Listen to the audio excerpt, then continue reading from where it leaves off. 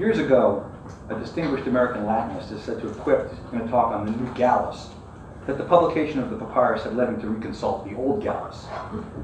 Now, it goes without saying that the corpus of the old Palladas is substantially longer and larger than that of the old Gallus, and I have no interest here in undertaking a wholesale reconsultation, not least because I want to respect Maria's injunction to focus on the new, but also because there are others in this room far better equipped than I am to undertake that.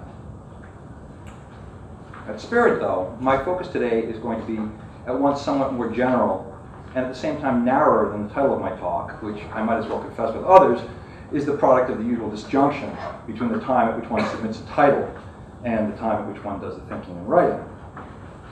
I should say up front that although I do think that there's considerable room for discussing the questions of authorship of the poems on the Papyrus, I will stipulate for the purpose of this talk that they are by Palladas. My interest is in the way that Palladas situates himself within and against the literary and particularly the epigrammatic tradition, both in the old poems and insofar as it is possible to tell, given the highly fragmentary character of the Yale text, the new ones, and in particular in the way that he engages with Hellenistic epigram. This is a matter of literary interest, of course, but it may have broader cultural significance in a text that seems to refer to change and loss, at least in some respects, and one by a poet whose other epigrams subtly address the issue of cultural continuity.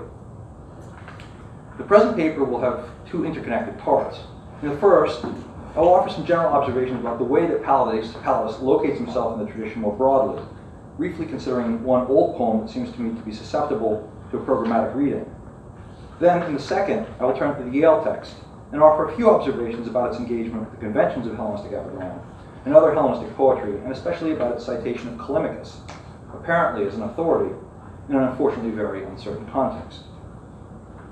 But I want to begin with an epigram from the old Palladas that is somewhat unusual among the Palladan material in the Greek anthology in the sense that it seems so obviously, if implicitly, to engage with issues of aesthetics and composition, such as are so often raised by Hellenistic epigrammatists.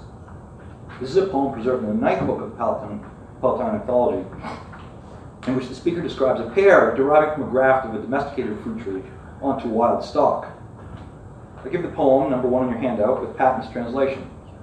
This pear tree is the sweet late result of the labor of my hand, with which in summer I slip the graft in its moist bark. The slip, rooted on the tree by the incision, has changed its fruit, and though it is still a paraster below, it is a fragrant fruited pear tree above. Now, the poem appears in a sequence of epigrams on trees, including a poem on the same theme by Selenius and another attributed to Palladas himself, but its literary affiliations are complex and date back to the beginnings of literary epigram. Most obviously, the phrase "eukoros ponos," sweet work product, in the copulative sentence that constitutes the first verse, seems indebted to an epigram by Asclepiades on the poetry of Erinna, given as number 2 on your handout, in which ponos, product of labor, has the same sense and stands in the same verse position. This is the sweet labor of Erinna, not great, given that it was that of a 19-year-old girl, and so forth. Several of us in the room have discussed this poem at a lot of length, and I'm not going to be prolix about it.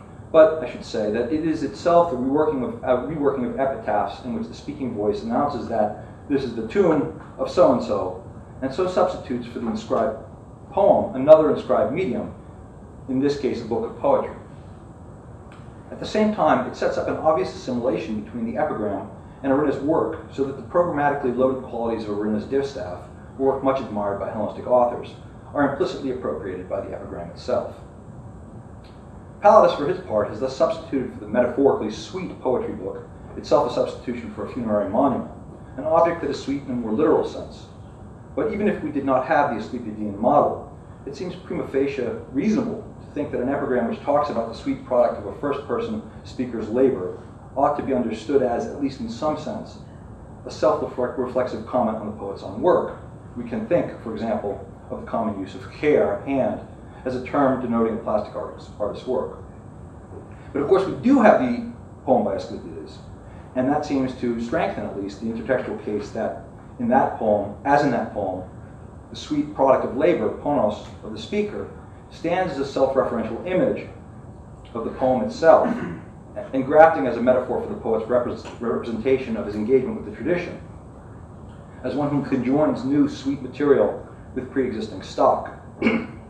As in Virgil's Georgics, where some recent scholarship has seen programmatic significance in the poet's account of grafting trees, grafting may here stand as a metaphor for the poet's own approach of combining old and new. But even if we accept this idea in principle, we're still stuck with the problem of what it means in practice for Palladas's product. There are, to be sure, other places in the corpus where Palladas seems to be engaging fairly directly with the epigrammatic tradition, as in, for example, a dedicatory poem on the gift by a certain Pamphylian of locks of her hair to Isis, where he sets up a comparison between the Egyptian god and one of the older members of the Greek pantheon in his enjoyment of a lavish gift from the East. This is number 3 on your handout. But it's obvious from even a brief glance at the distribution of Palladas's epigrams in the Palatine Anthology that most of his epigrams were identified by the anthologizers as belonging to types, that is to say, epidictic, protreptic, and satirical poems that stand at a greater distance from the inscriptional origins of epigram as a form than do some earlier literary epigrams.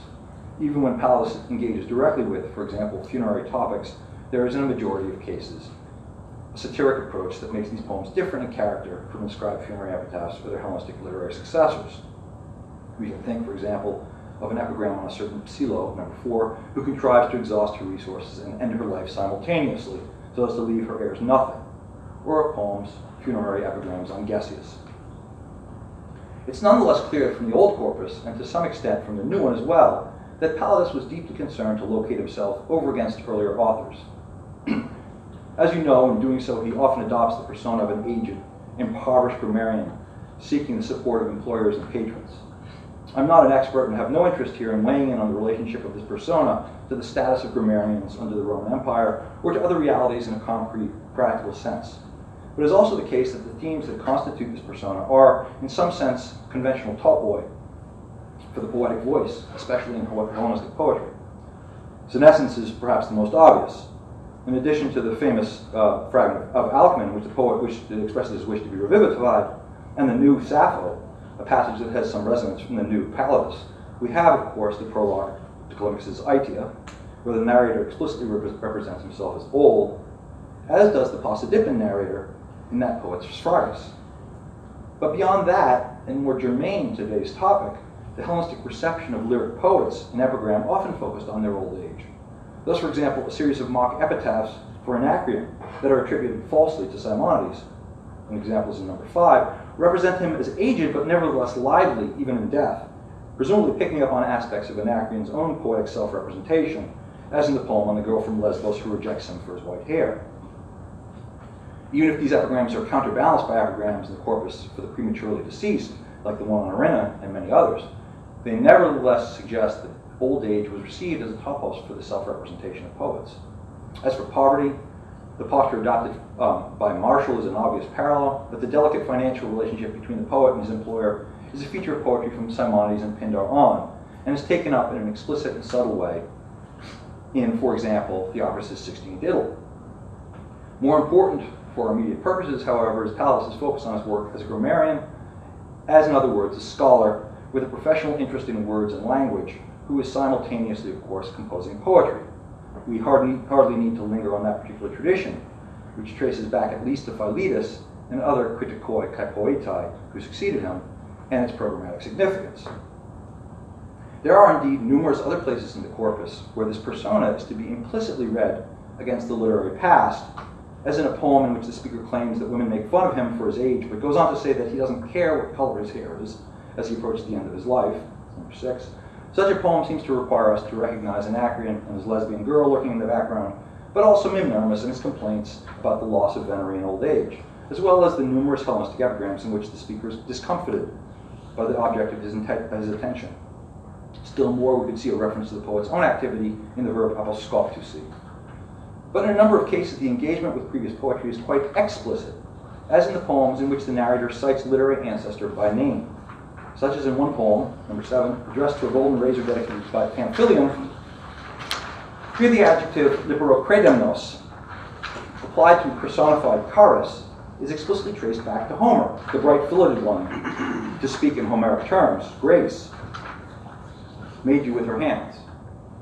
Indeed, in many other poems, the poet's posture is explicitly that of an expert looking at and commenting on the perceived wisdom of the past.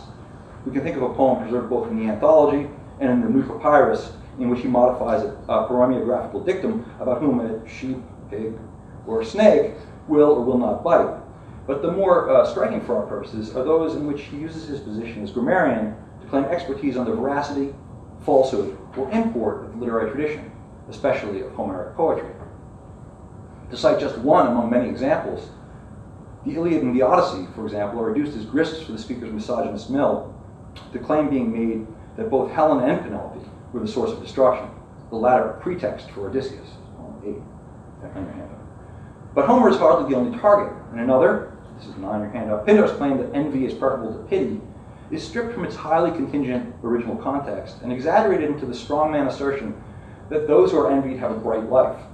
But then the speaker asserts his own endorsement, which ironically enough is in some ways more Pindaric than the position attributed to that poet, of a moderate position on the issue. In such poems, then, Palladas cites predecessors in order to distance himself from them, and engagement with the literary past very much broadly in line with the approach, if not the specific techniques, of Hellenistic poetry. But sometimes, too, literary predecessors are cited as authorities, as in an epigram praising Menander for calling Kairos a god. It's number 10 on your handout. And this seems likely to be the case in at least one of the poems in the new collection. On page 19.33, the Papyrus preserves the beginning of a word that could well be Callimachus, but the context is entirely lost, leaving room only for speculation and regret.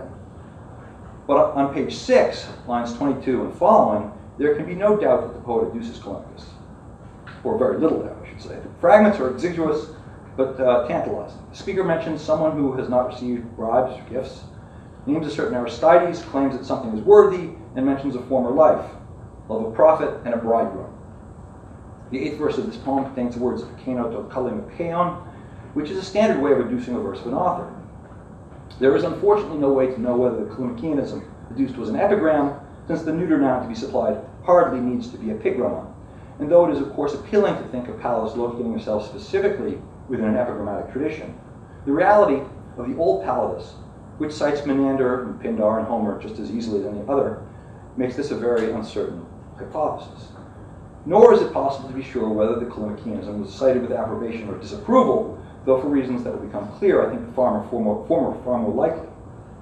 Kevin canvasses the possibility of Callimachus' epigram, One Pfeiffer, a poem in which Pittacus is asked about whether one should marry at or above one's own station, and using the example of boys playing with tops, urges the former.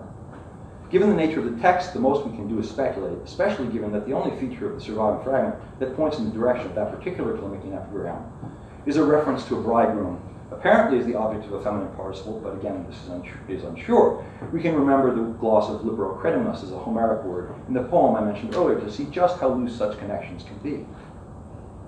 Things are thus quite uncertain, but it is at least worth noting how the figure of the sage Pittacus, whose wisdom Callimachus' epigram records, fits nicely with Palladas' frequently adopted epigrammatic persona.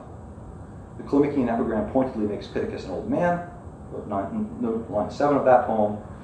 But what perhaps is also relevant is that Diogenes Laertius reports of Pittacus that he himself had married above his station, and that his wife had therefore given him quite a hard time. See handout 13. If the reference was to that particular epigram, there thus would be a neat continuity between the authority of a henpecked and unhappily married sage, transmitted by an authoritative Alexandrian predecessor, and the voice of the henpecked poet himself. But whatever the reference, the fact that Callimachus appears by name in the papyrus in at least one place, and perhaps one other, is interesting in and of itself.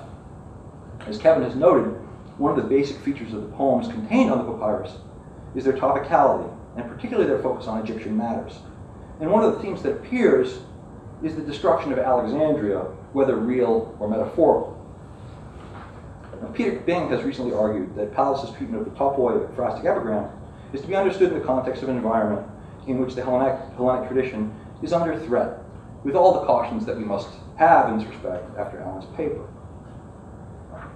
The insight, I think, might help us situate the use of Callimachus in the epigram on the Yale Papyrus. We can leave to the side the unresolvable speculation of whether the name Aristides in the poem referred to a contemporary or an ancient figure, but the phrase ton prim biom makes it almost inescapable that the poem drew a contrast between past and present in some context. That Callimachus is the only poet deduced directly in the extant text is in some sense an egregious argument from silence, given how much of the document as a whole is missing. Nonetheless, that Palladas specifically adduces a poet so closely associated with the literature of the earliest period of Alexandrian history is unlikely to be an accident, and it is thus possible, that in citing an Alexandrian predecessor, the poet is deliberately locating himself in an authoritative literary line that goes back to the earliest days of his city, native city, and thus, in a sense, asserting the continuity of the literary tradition within the face of cultural threat. Now, something similar may be said of the one poem in the collection in which the epigrammatic tradition is most visible. There are obviously features that overlap with epigrammatic conventions, such as the common use of the first person of the verb eimi, especially at the beginning of poems, an epigram preserving a long list of foodstuffs, along with indications of a first-person speaker, may have its roots in epigrams, themselves heavily influenced by Hellenistic mime, like those by Palladas and Asclepiades, in which the speaker gives instructions for shopping for a banquet.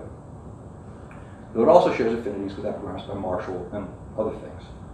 Another poem plays perhaps on hymnic form, and as such may have hymnic epigrams partially in the background. But the poem that most directly adverts the earliest stage of epigram as a literary form is on page 9, lines 26 to 9, so it should be number 14 on your handout. Though highly fragmentary, this poem concludes with a reference to the empty tomb of someone else's muses in an unfortunately obscure context.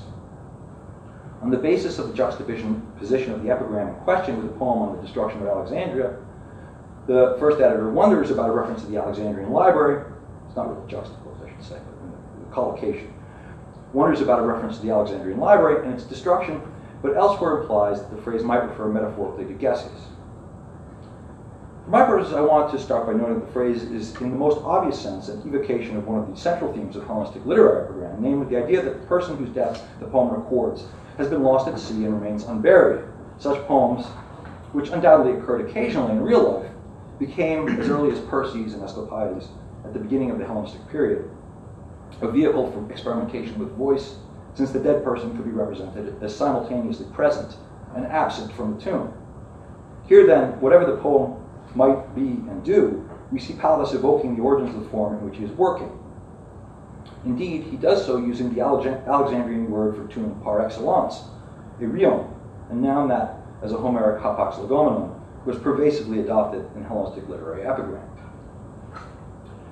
The final line may cast some further light on the first line, I should say, may cast some further light on the final line.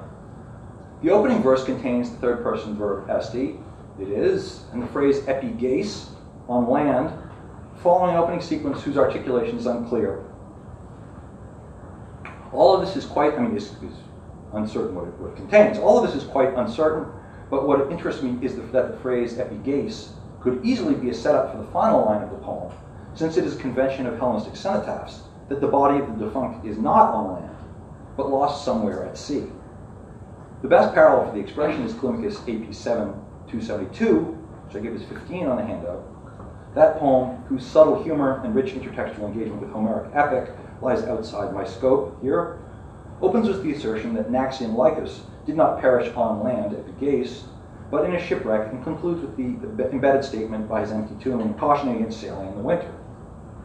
From a later period, there is a takeoff on the cenotaph as a form by Statilius Flaccus, in which an unnamed shipwreck, the absence of the name is significant, in the case of a shipwreck washed ashore, dies not at sea, but from the bite of a viper while lying on the Libyan strand, thus experience on land, epigeis, the poem concludes, the fate owed to him.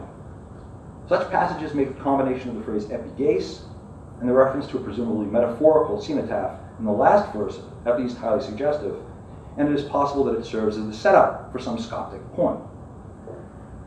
The final phrase, indeed, requires a bit more comment.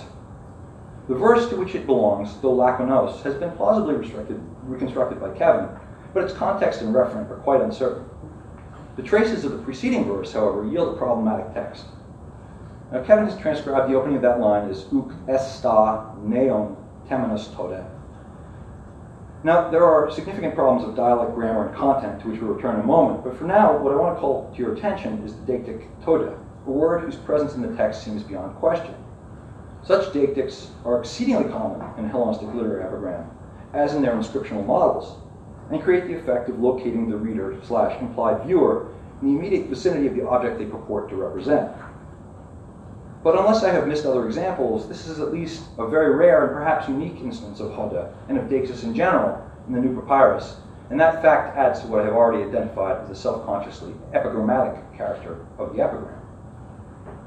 As for the text at the beginning of the line, I have no good solution, except to underscore the problematic character of the transcribed words. A difficulty duly noted, but in my view perhaps somewhat understated by its first editor. As articulated, the poem would juxtapose a pointed Doricism, or West Greekism, esta, to manifest the East Greek neos and geis. I'm not persuaded that we can find an explanation of this in the reference to the Muses at the end of the poem. Why not naon, the word that seems in some sense to be opposed to erion. And the best that we can say is that, if correct, the dialectal juxtaposition is quite strange and dramatic, and that it is not the sort of thing likely to have been motivated by the impulse or confusion of a scribe. But beyond that, there are the dual problems of the semantics of the verb and the relationship between accusative neon and temenos toda. On Kevin's transcription and articulation of the papyrus, esta must mean stood intransitively, and temenos would almost certainly have to be the subject. To accommodate accusative neon, we would then need probably a participle of some sort, conceivably a word meaning contain or comprise or something like that. But in any case, it remains unclear whether the precise rhetorical opposition is between the temple and the empty grave of the next line, or between the precinct and the grave. In truth, though, something looks not quite right. And with all the deference one must have before fragmentary text, it remains a real possibility that something has gone wrong. But if line 28 does contain a reference to a temple as well as its precinct, then it is possible that the final couplet of the epigram also evokes the theme not only of Hellenistic funerary epigram, the empty tomb, but also of the other early form of epigram, the dedication, recording an offering made at the temple of a god.